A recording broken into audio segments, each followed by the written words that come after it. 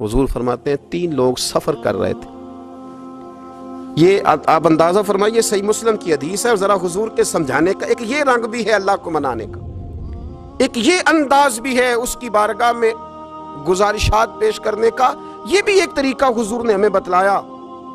अगरचे अपनी नेकियों को छुपाना चाहिए, नेकियां जो छुपी हुई होती हैं वो कीमती होती हैं, वो कीमती चीज़ें होती हैं जो लोगों ने छुपा करके रखी होती हैं। हज़रत अब्दुल्लाह इब्न उमर फरमाने लगे कि नबी पाक सल्लल्लाहु अलैहि वसल्लम फरमाते हैं 3 लोग सफ़र कर रहे थे, रास्ते में तूफान आ गया, तेज़ बारिश शुरू हो गई। तो हुजूर फरमाते हैं वो तीनों बारिश से बचने के लिए एक गार में छुप गए। उनको पता है पुराने ज़माने के अंदर गारें होती थी और लोग जब सफ़र करते थे लंबे तो पत्थरों और पहाड़ों के बीच में से सफ़र करते थे। वो गार के अंदर चले गए। अब चूंकि तूफान बहुत ज़्यादा था, जब वो गार के अंदर चले गए तो अल्लाह के प्यारे हबीब सल्लल्लाहु अलैहि वसल्लम फरमाते हैं पत्थर ऊपर से लुढ़कता हुआ आया और गार के मुंह के आगे आके उसने गार को बंद कर दिया। अब इतना तेज और इस मजबूती के साथ वो पत्थर लगा और इतना सही फिट हुआ कि अंदर रोशनी आनी भी खत्म हो गई। अब 3 लोग हैं। थोड़ी देर तो वो परेशान रहे कि शायद अब कभी बच नहीं सकेंगे, शायद चारों जानिब अंधेरा ही है और अंधेरा ही रहेगा, शायद यहाँ से निकलने के लिए अब हमें कोई रास्ता मुयस्सर नहीं आएगा। वो पहले तो परेशान हुए, फिर कहने लगे यार इस तरह करो, जरा गौर कीजिएगा मेरी बात पे। फरमाया इस तरह करो, अगर कोई जिंदगी में नेकी की है ना तो जरा उस नेकी को याद तो करो और याद करके उस मालिक के हुजूर अर्ज तो करो, वो करीम है, कोई आखो शायद मन जावे ते गल कम ततड़ी दा बन जावे, अर्ज तो करो। तो उनमें से ये आप अंदाजा फरमाइए, ये बात बयान कौन कर रहा है? ये मदीने वाले रसूल बयान कर रहे हैं, ये नबी पाक अलैहिस्सलाम ने बयान फरमाया।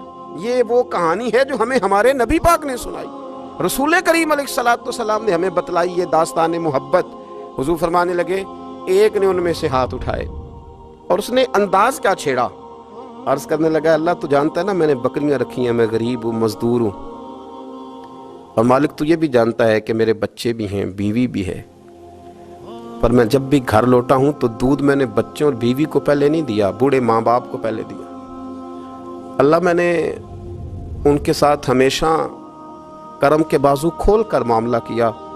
वो गार में तन्हा बैठे हैं और अपने मालिक को मना रहे हैं। अर्ज करते हैं अल्लाह तुझे याद है ना एक रात जब मैं बड़ी देर से लौटा था, लकड़ियां काटते दरख्त तलाश करते मुझे देर हो गई, मैं देर से लौटा था, नीयत ये कर रखी थी कि दूध सबसे पहले माँ बाप को पिलाऊंगा। मालिक जब मैं लौटा तो वो बूढ़े थक हार के सो गए थे।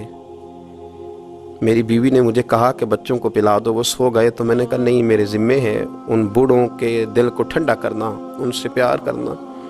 अल्लाह बीवी मांगती रही, बच्चे तलब करते रहे, मेरी टांगों में घूमते रहे, बार बार आते रहे, पर मैंने दूध नहीं पिलाया। ऐ मालिक फजर हो गई, आफताब तुलू होने का वक्त आ गया, पर मैंने माँ बाप के बेदार होने का इंतज़ार किया। ऐ अल्लाह वो जब उठे तो उनकी आंखों में जो मेरे लिए दुआ थी और उनके सीनों में जो मेरे लिए करम था, अगर तेरी बारगाह में वो नेकी कबूल है तो मालिक फिर रहम फरमा, न इस मुश्किल से आसानी अता फरमा।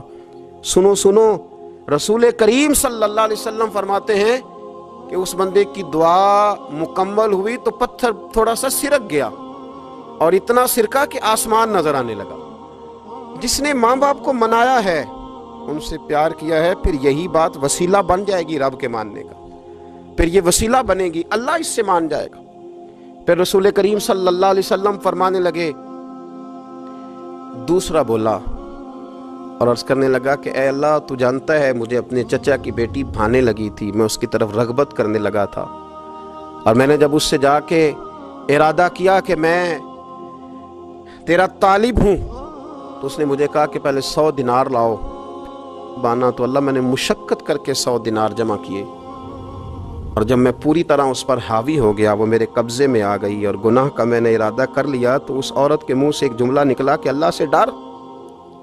ऐ मालिक वो मेरे कब्जे में थी, ऐ अल्लाह मैं गुनाह पर कादिर था, मैं चाहता तो गुनाह कर लेता, लेकिन जब उसने तेरा नाम लेके कहा ना कि अल्लाह से डर, अल्लाह मैं डर गया, मैं उसे छोड़ के आ गया। अगर तुझे ये बात पसंद है तो फिर निकाल देना इस मुश्किल से, फिर कर देना करम, اللہ میری بھی تو چڑھتی جوانی تھی نا، میں بھی تو سب کچھ کر سکتا تھا، پر تیرے لیے، تیری خاطر میں لذت گناہ سے باز رہا تو اللہ تو رحمت فرما دے۔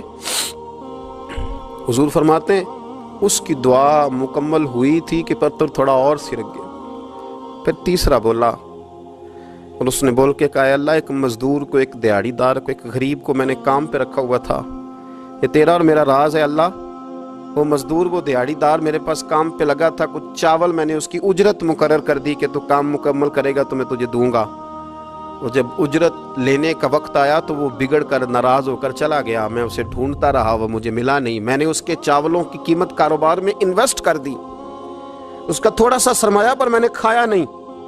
پھر وہ اس سے میں کاروبار کرتا رہا اور اتنا کاروبار کیا کہ بہت ساری گائیں اور ان کے چرواہے تیار ہو گئے۔ وہ سالوں کے بعد لوٹا، میں نے اس غریب کا مال کھایا نہیں بلکہ بڑھایا، محفوظ کر کے رکھا۔ وہ سالوں کے بعد لوٹا اور کہنے لگا میرا مال، تو میں نے کہا وہ ساری گائیں تیری ہیں، وہ چرواہا تیرا ہے، یہ سارا کچھ تیرا ہے۔ تو کہنے لگا تو مجھ سے مذاق کرتا ہے، میں غریب کہاں اور گاؤں اتنی بڑی گائیں کہاں، تو مذاق کرتا ہے؟ تو میں نے کہا مذاق نہیں، میں نے اپنے رب سے ڈر کے تیرے مال کی حفاظت کی، یہ تیرا ہے۔ اے اللہ میں کھا بھی تو سکتا تھا نا، پر تجھ سے ڈر کر میں نے وہ سارا محفوظ رکھا۔ اللہ اگر تجھے میری یہ ادا پسند ہے تو پھر آج مان جانا، آج راضی ہو جا۔ اللہ کے رسول فرماتے ہیں اس کی دعا مکمل ہوئی تھی کہ پتھر لڑکا اور ان کے لیے رستہ بن گیا۔ وہ باہر آ گئے تو حضور نے ہمیں بتلایا کہ وہ تمہاری نیکیاں جو چھپی ہوئی ہیں، وہ تمہاری نیکیاں جو تم نے خالص اللہ کی رضا کے لیے کی ہیں، ان نیکیوں، ان اعمال کا وسیلہ بھی تمہارے رب کے ماننے کا ذریعہ بن جائے گا۔ اس کو منایا جائے، اس کی حضور حاضری دی جائے، اس سے بخشش کا سوال کیا جائے، اس کی بارگاہ میں یہ گزارش کی جائے کہ اللہ غریبوں، مجبوروں، کمزوروں اور ان لوگوں کے صدقے جو اللہ رستہ دیکھ رہے ہیں کہ رستہ کب کھلے گا، جو تیری بارگاہ کرم کے سوالی ہیں، ان کے صدقے تو رحم فرما۔